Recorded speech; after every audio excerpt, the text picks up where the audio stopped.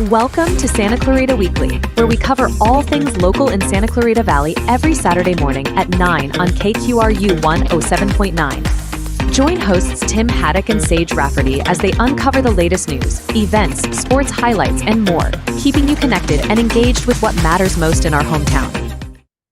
Welcome back for another edition of Santa Clarita Weekly with Tim Haddock and Sage Rafferty. I'm Sage. He's Tim. You can listen to us on the radio at KQRU 107.9 FM on Saturday mornings at 9. We are also on YouTube and Instagram, and you can find us online at santaclaritastar.com. So today we're going to be talking about a few things. We have a very interview-heavy episode today.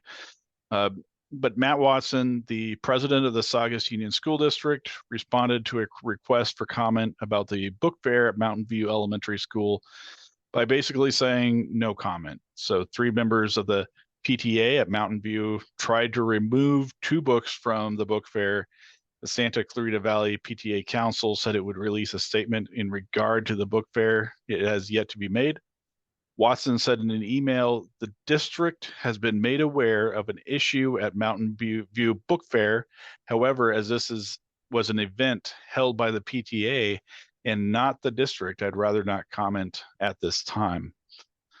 So if you remember, we talked about that last week. So we will be talking more about that this week. So Tim, you were able to have an interview with Kimberly Brubaker Bradley, the author of one of the books, Fighting Words. She's joining us to discuss why her book is important to young readers and the trend of book banning at schools and libraries, not only in Santa Clarita, but across the country. In sports, Hart won its first round CIF Southern Section playoff game. It was a 14-inning marathon over Simi Valley and moved Hart into the second round. So the Valencia softball team had a bye in the first round of the CIF Southern Section playoffs and are preparing for its second round game. In boys volleyball, Valencia and West Ranch are playing for the CIF Southern Section Division IV championship. And the Dodgers swept the Atlanta Braves over the weekend, took 2 of 3 games on the road against the Arizona Diamondbacks, and have won 5 of the past 6 games. So let's start out by talking about what's going on at SUSD. The Saugus Union School District looks like it doesn't want to address what happened at the Mountain View Elementary Book Fair last month when members of the PTA with ties to the group Moms for Liberty decided to remove 2 books from the book fair. Rather than making a statement about the attempt to censor a book fair, the school board is silent. So the president of the school board said, in essence, it's not the board's problem, it's a PTA problem, and the school board is not going to intervene. So the Santa Clarita Valley PTA took a similar stance when asked to comment about the book fair, promising a statement on what happened, but has yet delivered on that promise. So Kim Bradley, who is the author of one of the books that they were hiding, Fighting Words. Kim Bradley is the author of Fighting Words, and it's about 2 sisters in foster care. They're also the victims of sexual abuse and assault. It's a story about their struggles and triumphs, growing up in foster care and in a community that isn't exactly comfortable with their background and history. So she's joining us to talk about her book, the book fair, the book banning trend that has grown across the country in just recent years, and the message she wants to convey in her story. So let's listen to that. So I'm joined by Kim Bradley, author of Fighting Words.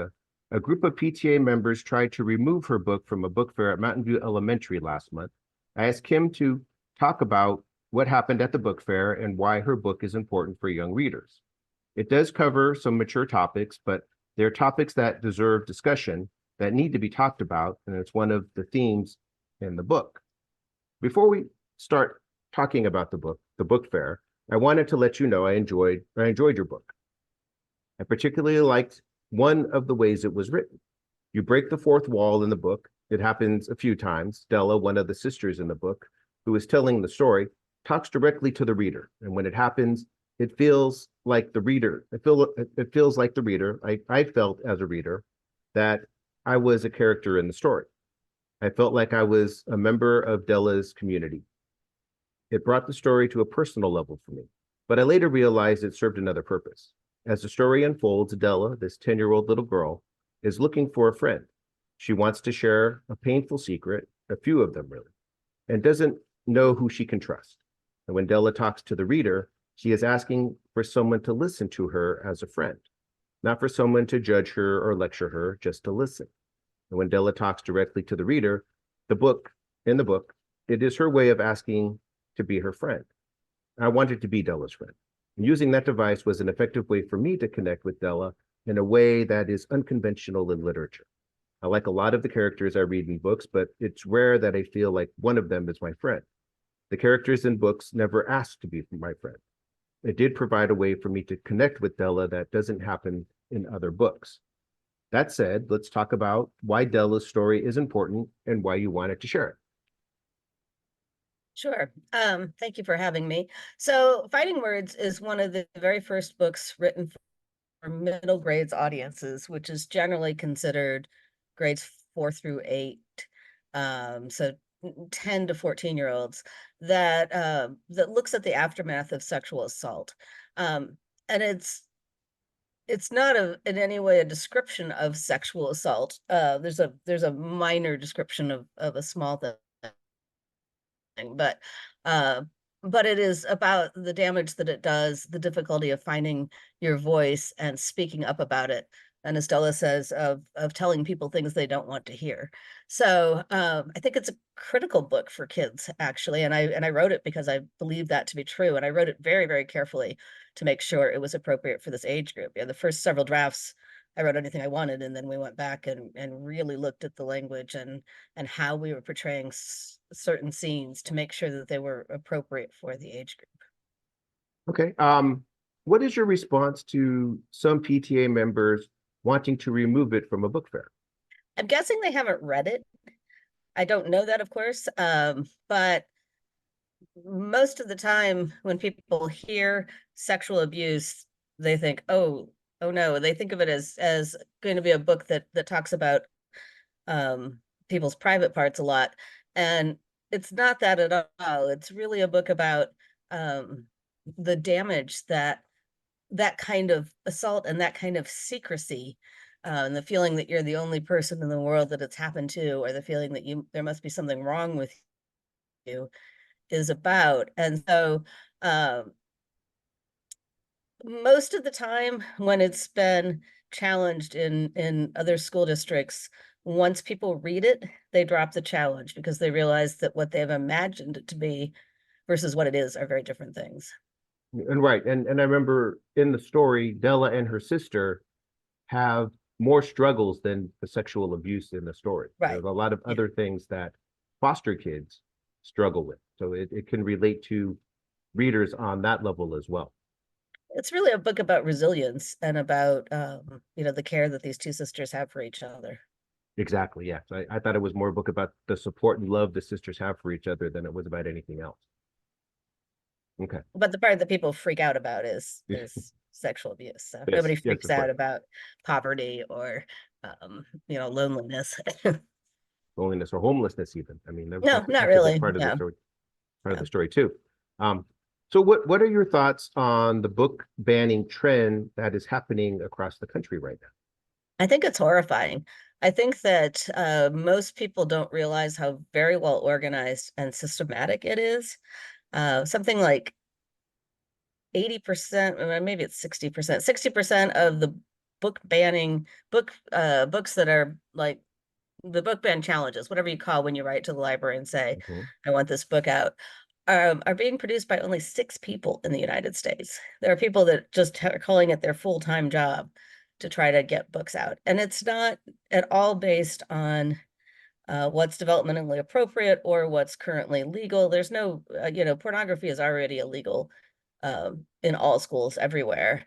And there really aren't documented cases of people putting wildly inappropriate books um, in small children's hands. Sometimes there are graphic descriptions of sex and things in books for high school students. But again, it has to be, developmentally appropriate. You have to look at the entire book as a whole and not just cherry pick out specific words.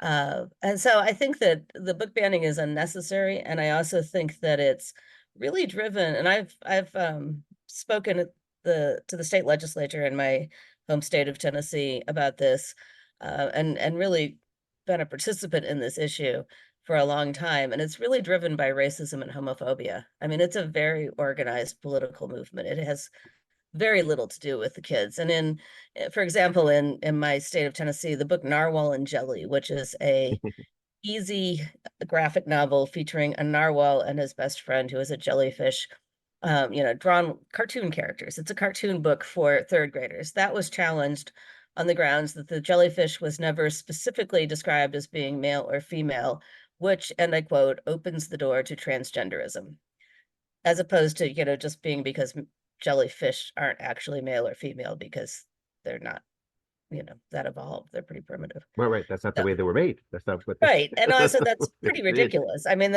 his name is, or its name, whatever, the jellyfish is named Jelly. And so the narwhal says, "Hey, Jelly, let's go somewhere." And the jelly says, "Great." I mean, this is not anything to do about any sort of transgenderism. And that's, but that's the level that a lot of these book bans are at. They're not about protecting children. They're about making people afraid of public schools and sort of shaping public discourse. It is a frightening time right now. It is. In schools and libraries. Okay, so I have one last question for you. Yeah. What is the message you want to deliver to readers of Fighting Words? So Fighting Words was sort of designed to work on two levels. And one is a kid that has experienced some of the issues that Della and her sister are going through, and one is the kid that isn't. So if you're a kid that has experienced some of those issues, I think it's to say you're not alone, to say that there are people who will listen, to say that you do need to learn to use your voice and speak up. And on the flip side, for the kids who have not experienced anything like that, it's empathy building. It's to let kids know that go through really terrible things. And sometimes when you just see someone's behavior, you're not understanding what's behind it and what has triggered that sort of behavior. And so with luck, it'll make kids a little more understanding of what other kids might go through. Okay. Also, I think you just want it to be a good story. I mean, the biggest thing is to not be boring. Exactly. No, and it is a good story. I said I finished it in 2 days. So I couldn't put it down. It was a very easy read, and I think it's a very important read. Okay, and is there anything else you'd like to add about your book, I mean, I really think that this is something we need to work against at a local level. So I really encourage everyone to get involved in their own PTAs, their own school boards, across the country, wherever, because that's how we're going to sort of right the ship and keep kids having a freedom to read. Okay. Well, thank you, Kim. Thank you for joining us. And yes, I hope that we can change the way we run our book fairs in our town. Thank you very much for having me. Tim, that was a great interview, and we're going to be talking more about this in the weeks ahead. But let's talk about sports now, the CIF baseball playoffs. So the Hart baseball team played a marathon 14-inning game against Simi Valley in the first round of the CIF Southern Section Division II playoffs. Hart won the game 5-4 on a bases-loaded sacrifice flyby, Braden Jeffries, but Brady Werther was the real hero of the game. Werther hit a 2-run home run in the bottom of the 7th inning to tie the score 3-3 and send the game into extra innings. He hit a run-scoring double in the 9th inning to tie the score again 4-4 and keep Hart's playoff hopes alive. Jeffries ended the 4-hour game in the 14th inning with a sacrifice fly to center field that scored the winning run. Hart moved on to the second round to play Newport Harbor. Jeffries was able to talk to us about how he is prepared for the playoffs. Tim, you were able to interview both Braden Jeffries and Eddie Gutierrez, first baseman for the Hart baseball team. So let's listen to that. For the playoffs. So Braden, tell me how is the team looking as the playoffs are on the horizon? We're looking good. We just came off our championship, and we're all feeling really good about that. And it's just huge having that momentum going into playoffs. And we're all very loose and having fun and just enjoying our last few games with each other. I noticed that the team has a 6-game winning streak, so they're hot right now. The team looks like it's playing at a high level right now. You tell me how the team's been playing, though. Is a 6-game winning streak indicative of how this team is playing, or what's it been like during the streak? It's been amazing. We all feel really good, and it's awesome going on a streak and winning 6 straight, especially in league. It's huge, and I think we all feel great, and how we're playing is definitely how we feel right now, and it's for the playoffs. So, Braden, tell me how is the team looking as the playoffs are on the horizon? We're looking good. We just came off our championship, and we're all feeling really good about that. And it's just huge having that momentum going into playoffs. And we're all very loose and having fun and just enjoying our last few games with each other. So I'm with Eddie Gutierrez, the first baseman for the Hart High baseball team. I wanted to ask Eddie about how the team won the Foothill League Championship and how the team is preparing for the CIF Southern Section playoffs. I think it was a big game. It was pretty exciting. I think we were ready to win. We just tried our hardest. We just played hard. We had fun, and after we won, I think it was just a really fun time to just get the glory of winning league. Okay, a big part of winning the Foothill League Championship was those 2 last games against West Ranch. They were pretty much must-win games for the team if you were going to win the Foothill League Championship. But you tell me about those 2 games. How exciting was it to be in those games? And tell me about your performance in the first game, because you had a pretty big game in the first game. It was very exciting. The first game, I think I went 3 for 3 with a home run and 2 singles. But it was excited. You could tell all the competition between both teams. It was very competitive, and there was a lot of people chirping. So it was pretty cool game. Obviously, in the second game, it got a little bit more competitive, and P is just of what was the stakes for that game. So it was pretty exciting to win both of those games to head closer to the league champion. The Valencia baseball team won its first round playoff game in Division II. The Vikings also beat Aliso Miguel 7-1. They played Moore Park in the second round. The Santa Clarita Christian baseball team shut out Loma Linda Academy 3-0 in the first round of the Division 8 playoffs. They played Cal Lutheran in the second round. Then West Ranch lost its first round Southern Section Division 1 playoff game 3-2 against San Dimas. And then Castaic lost to Culver City 3-2 in the first round of the Division 4 playoffs. Saugus lost to Calvary Chapel 6-1 in the first round of the Division 5 playoffs. Vasquez High in Acton lost to Rancho Christian 11-1 in the first round of the Division 7 playoffs, and Trinity Classic Academy had a bye in the first round of the Division 5 playoffs. They played Adelanto in the second round. So let's go ahead and talk about CIF softball playoffs, which are also going on. So the West Ranch clobbered Duarte 18-10 in the first round of the CIF Southern Section Division 5 playoffs and moved on to the second round. They played Palos Verdes, the top-ranked team in Division 5. The Valencia softball team had a bye in the first round of the Division 2 playoffs. The Vikings played Lucerna in the second round. Tim, you were able to talk to Sean Pollard, the coach at Valencia. Can you tell me about that? Right, yeah. So Valencia had its first round bye. They won the Foothill League championship with an undefeated 12-0 record, and they were all very excited that they earned this first round bye. Unfortunately, it didn't work out too well for them. They lost that second round game 3-2 to Lucerna, so they're out of the playoffs. All the Foothill League teams got knocked out of the playoffs, the softball playoffs.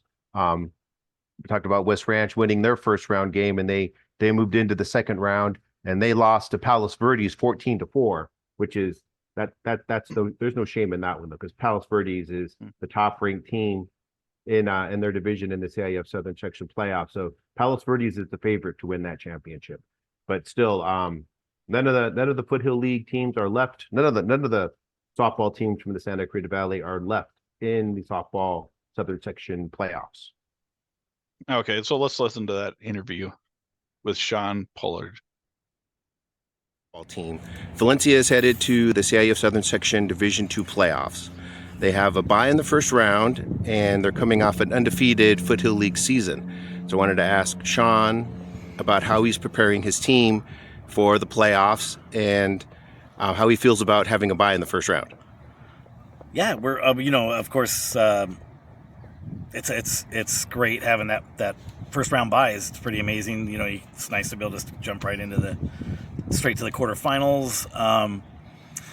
But of course it's you hope you stay sharp. So it's up to our staff, right, for us to keep the girls competitive. We'll try to do a bunch of inter-squad things this week against our own pitchers and just really try to stay competitive so that we're not losing where we're at, and maybe even peaking on some things. Going in. We have some things we do want to focus on and work on too.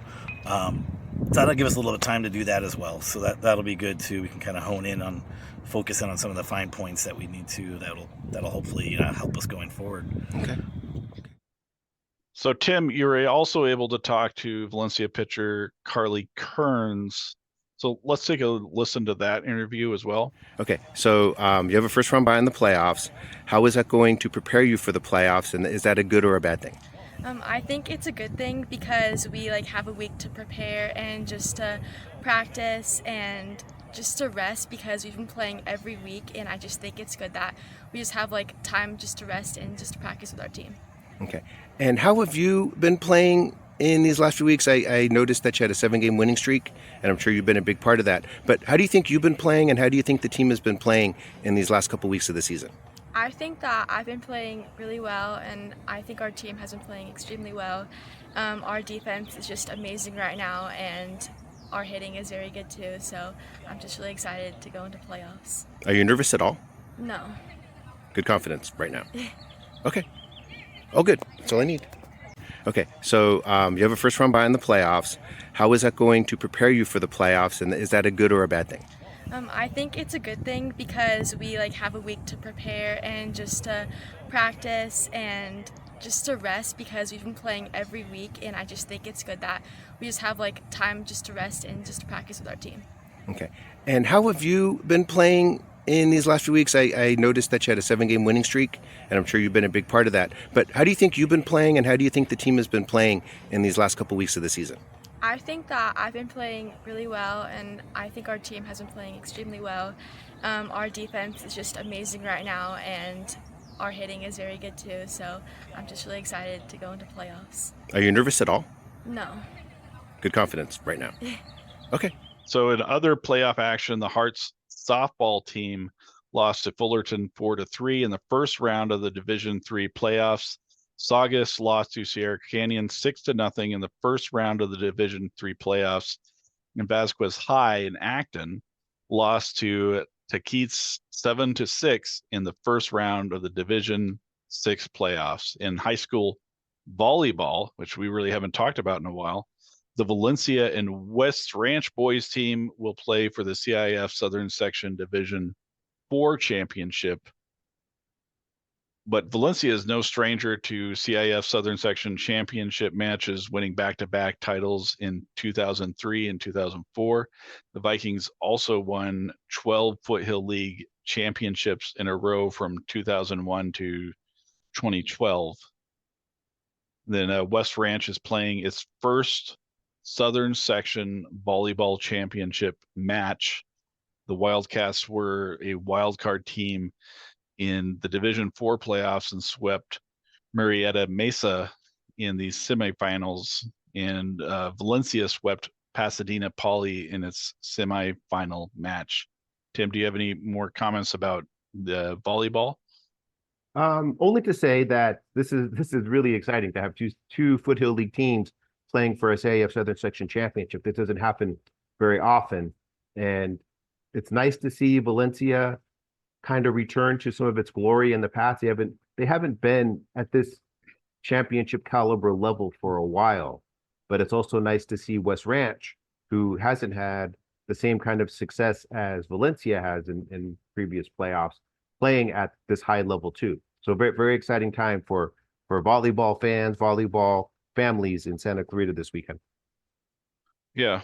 So let's switch gears and talk about Major League Baseball. The Los Angeles Dodgers, our favorite team. So the Dodgers have been on a roll. They won 4 games in a row and swept the Atlanta Braves over the weekend in a 3-game series. Shohei Ohtani hit 2 home runs in Sunday's game.